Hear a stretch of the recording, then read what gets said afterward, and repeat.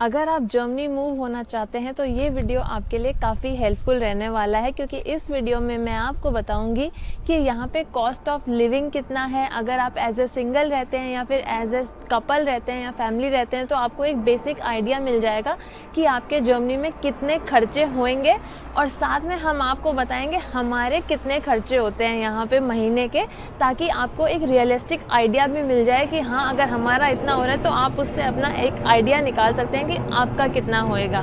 स्वागत है आपका फ्लाइंग अब्रॉड में, और फिर आज का वीडियो शुरू करते हैं। तो अब सबसे पहले बात कर लेते हैं जो फिक्स्ड एक्सपेंसेस होते हैं उनकी। उसमें जो सबसे बड़ा मेजर चंक आपका जाता है वो होता है रेंट में।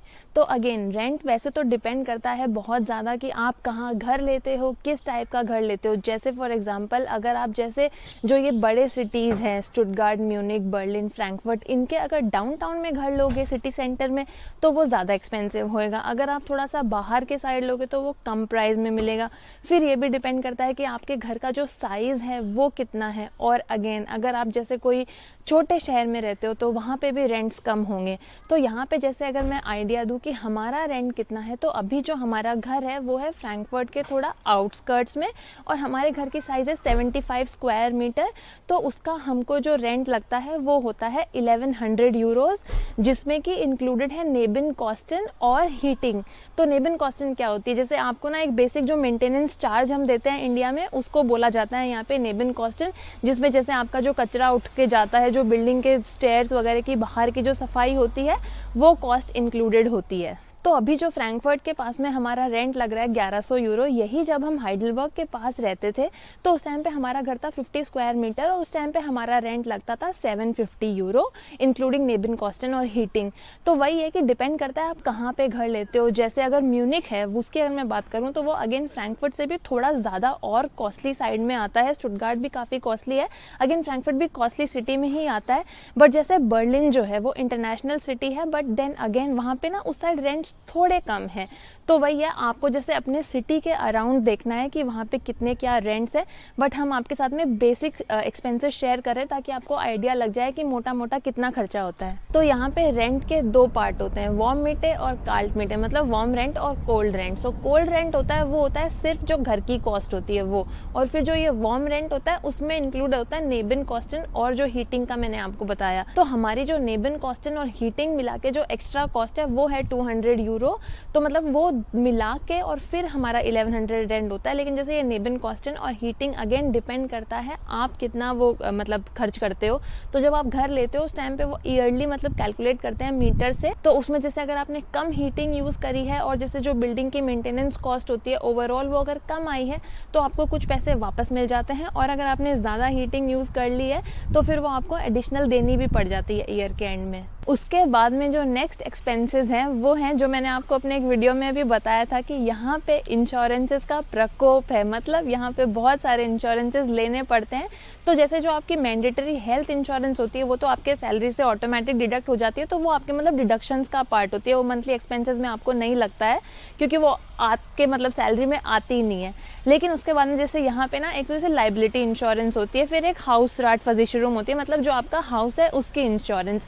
तो ये दो इंश्योरेंस जैसे हमने ले रखी है और हम रेकमेंड करेंगे कि आप भी वो ले लो। तो इन दो इंश्योरेंस का जो हमारा एक्सपेंस होता है वो होता है ऑलमोस्ट 30 यूरो पर मंथ।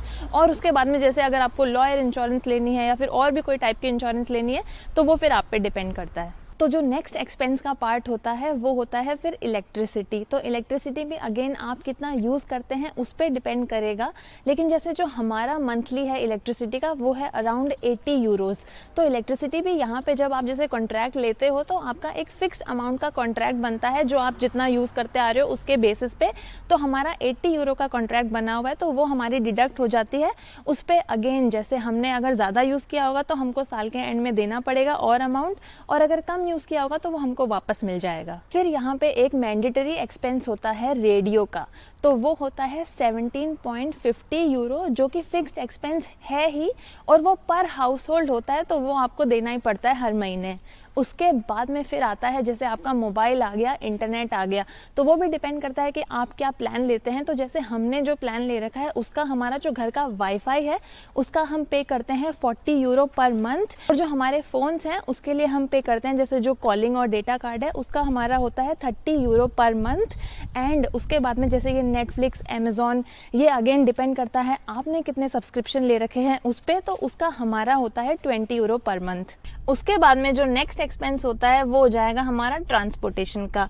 तो उसमें जैसे आप देख लो कि अगर आप एक सिटी में रहते हो और ऑफिस तक जाने के लिए आप एक मंथली पास टाइप खरीदते हो, अगेन आप यहाँ पे ना ईयरली पास और जैसे 6 मंथ्स पास भी खरीद सकते हो, बट हम यहाँ पे एवरेज लेते हैं कि मंथली उसका कितना एक्सपेंस आएगा। तो ऑन एन एवरेज आपका पर पर्सन 80 यूरो से लेके 100 यूरो तक तो आपका मंथली टिकट का हो ही जाएगा। और अगर यहाँ पे जैसे मैं बात करूँ हमारा क्या एक्सपेंस है, तो जैसे आपको पता होगा हमने कार ले रखी है, तो कार में जैसे लीजिंग की जो प्राइस होती है, EMI वो जाती है, फ्यूल और इंश्योरेंस वगैरह वो सारा मिला के हमको पड़ता है 550 यूरो पर मंथ। तो अगेन लेकिन जो पब्लिक ट्रांसपोर्ट टिकट होता है उस पर भी डिपेंड करता है कि आप मतलब कितना दूर का ले रहे हो, कितने ज्यादा किलोमीटर्स हैं। अगर आप जैसे ऑफिस के एकदम पास में ही रहते हो तो आप पैदल जा सकते हो, साइकिल से जा सकते हो, या फिर आपकी टिकट की प्राइस भी काफी कम होएगी, और जितना आपका दूर का डिस्टेंस होएगा उतनी आपकी प्राइस बढ़ जाएगी। तो जब हम हाइडलबर्ग में रहते थे और जब मैं फ्रैंकफर्ट ट्रैवल करती थी एवरी मंथ, तो जो मैं IC की टिकट लेती थी वो मेरे को हर महीने 300 यूरो की पड़ती थी। तो मतलब अगर इतना दूर जाओगे तो इतना खर्चा भी हो जाएगा। तो अभी हम आ गए हैं ग्रोसरी स्टोर के यहाँ, तो अब बात कर लेते हैं कि ग्रोसरी का यहाँ पे कितना एक्सपेंस है। तो अगर मैं बात करूँ कि हम दोनों का as a couple on an average कितना आता है ग्रोसरी का, तो वो होता है कि समवेयर अराउंड 300 यूरोज। उसमें भी अगेन जैसे कोई महीने में 250 होता है और कोई महीने में जैसे 350 भी हो जाता है, डिपेंड करता है कि कितना ज़्यादा जो एक लंबा चलने वाला सामान होता है वो किस महीने में ला रहे हैं, और प्लस जैसे किसी महीनों में जैसे इंडियन स्टोर भी जाना होता है। तो अगेन इससे आप आइडिया लगा सकते हैं कि अगर आप सिंगल पर्सन हो तो मे बी आप 150-200 में मैनेज कर सकते हो, और फैमिली ऑफ 4 है तो मतलब मे बी 350-400 यूरो हो जाएगा। तो अब हम आ गए हैं इंडियन रेस्टोरेंट और पपड़ी चाट भी ऑर्डर कर ली है। तो जैसे अगर मैं ईटिंग आउट भी एक पार्ट होता है एक्सपेंसेस का, उसका अगर मैं बताऊं तो अगेन वो भी बहुत सब्जेक्टिव है, डिपेंड करता है आप कितना ज़्यादा बाहर खाते हो। लेकिन जैसे अगर मैं हमारा बताऊं तो हमारा ऑन एन एवरेज मतलब 100 यूरो महीने का हो जाता है बाहर खाने का। उसके बाद में जो आपका नेक्स्ट एक्सपेंस होता होगा वो भी अगेन डिपेंड करता है कि आप कितना ज़्यादा उस पर खर्चना चाहते हैं, तो वो हो जाता है आपका ट्रैवल और आपका शॉपिंग। तो यहाँ पे जैसे हर महीने का जो एवरेज है वो तो निकालना बहुत मुश्किल है, क्योंकि कुछ महीनों में शॉपिंग ज़्यादा होती है, ट्रैवल ज़्यादा होता है और कुछ में कम। लेकिन जैसे अगर हम ऑन एन एवरेज बताएं तो हमारा जैसे साल का अप्रॉक्सीमेटली 2000 यूरो मान के चल लेते हैं कि ट्रैवल और शॉपिंग में खर्च हो जाता होगा। तो उसको अगर जैसे मंथली में डिवाइड करें तो वो हो जाएगा 200 यूरोज़ पर मंथ। तो जो ट्रैवल की मैंने बात करी वो जैसे हमने विद इन यूरोप ट्रैवल की बात करी, बट अब अगर जैसे आप अगर दूसरे कंट्री में अगर चले जाओगे तो वो अलग एक्सपेंस हो जाएगा। और बाकी जैसे एक यहाँ पे ट्रैवल से रिलेटेड जो फिक्स्ड एक्सपेंस हो जाता है वो होता है हमारा इंडिया ट्रैवल। तो वो अगर मान लो आप, डिपेंड करता है आप साल में कितनी बार जाते हो। तो मान लो अगर आप जैसे इंडिया ट्रैवल करते हो साल में एक बार, तो उसका जैसे अगर आप एवरेज कॉस्ट निकालना चाहो तो जो टिकट की प्राइस होती है वो पर पर्सन मतलब 600 यूरो के आसपास आपको मिल जाएगी। अगेन ज़्यादा की अगर महंगी पड़ती है तो वो एक अलग चीज़ है। उसके बाद में फिर अगेन डिपेंड करेगा कि आप आगे किसी और सिटी में जाते हो तो आपकी दूसरी फ्लाइट है या फिर टैक्सी वगैरह की जो भी कॉस्ट है वो एडिशनल है। बट जैसे अगर मेजर सिटीज़ में सिर्फ आप जाते हो तो उतना आप मान लो जैसे 600 यूरो पर पर्सन मान लो। उसके बाद में आप इंडिया जाते हो तो थोड़ा बहुत यहाँ से शॉपिंग करके जाते हो, फिर आप इंडिया भी जाते हो तो आपके वहाँ थोड़े बहुत एक्स्ट्रा एक्सपेंसेस हो जाते हैं बिकॉज आप ट्रैवल करते हो, या फिर अगर फैमिली के साथ में, वो भी अगेन बहुत सब्जेक्टिव है। अगर आप नहीं करते हो कुछ भी तो यहाँ पे जैसे अगर हमारा एक्सपीरियंस से बताएं तो हम जैसे साल में एक बार ही इंडिया जाते हैं, उसके बाद में वहाँ जाते हैं तो भी खर्चे हो जाते हैं, यहाँ से भी शॉपिंग वगैरह करके जाते हैं। तो वो सारा एक्सपेंस का अगर मैं टोटल रफ एवरेज निकालूँ पर मंथ, जैसे ईयरली आप मान लो 2000 से 2400 यूरोज, उसको अगर हम मंथली कैलकुलेट करें तो वही 150 से 200 यूरो वो हमारा एक्सपेंस आ जाता है। तो ये मैंने आपको बता दिए जैसे जो मोटे मोटे एक्सपेंस यहाँ पे हमारे होते हैं और आपके भी हो सकते हैं। अब अगर जैसे पूरा कैलकुलेट कर ले तो यहाँ पे जो एक फिक्स्ड एक्सपेंस है जो रेंट, कार, ग्रोसरी वगैरह है, वो अगर हम हमारा बताएं तो वो ऑन एन एवरेज 2300 यूरोज हमारा पर मंथ लग ही जाता है। उसके बाद में जो ट्रैवल और शॉपिंग और जो इंडिया ट्रैवल का एवरेज हम मान लेते हैं 400 यूरो, तो उसका जैसे अगर आप टोटल एक साल का देखो कि पूरे साल में आप कितना खर्चा करते हो, उसको अगर आप महीने से डिवाइड करते हो तो रफली हमारा मंथली जो एक्सपेंस है वो हो जाता है 2600 से लेके 2700 यूरोज। उसमें अगेन कुछ महीनों में हमारा सिर्फ 2000 खर्चा होता है और कुछ महीनों में 3000 भी हो जाता है। बट हाँ, ये है एक रफ हमारा एक्सपेंसेस का आइडिया। तो इससे आपको ये आइडिया लग जाएगा कि आप जैसे एज अ कपल आते हो तो ये आपका हो सकता है। तो ये तो हो गए जैसे एक कपल के हिसाब से एक्सपेंसेस। अब अगर जैसे आपके 1 किड या 2 किड हैं तो आपके एक्सपेंसेस बढ़ जाएंगे, या फिर आप जैसे अगर सिंगल ही हैं तो आपका रेंट, ग्रॉसरी और जो भी ये सब खर्चे हैं वो कम हो जाएंगे, तो उसमें आपका एक्सपेंस कम हो जाएगा। तो ये तो हो गई खर्चे की बात। अब बात कर लेते हैं अर्निंग की। तो वैसे तो हमने सैलरीज के ऊपर, टैक्स क्लास के ऊपर पूरे डिटेल में वीडियो बनाए हुए हैं, तो वो आप देख सकते हैं। बट जैसे मान लो एक एवरेज अगर एग्जांपल लेना हो तो मान लो आपका पैकेज है 60,000 और जैसे उसमें अगर आप फॉल करते हो टैक्स क्लास 1 में जहाँ पे आप सिंगल हो, तो आपका इन हैंड आपको जो अमाउंट आएगा हाथ में वो होएगा अप्रॉक्सीमेटली 3000 यूरोज।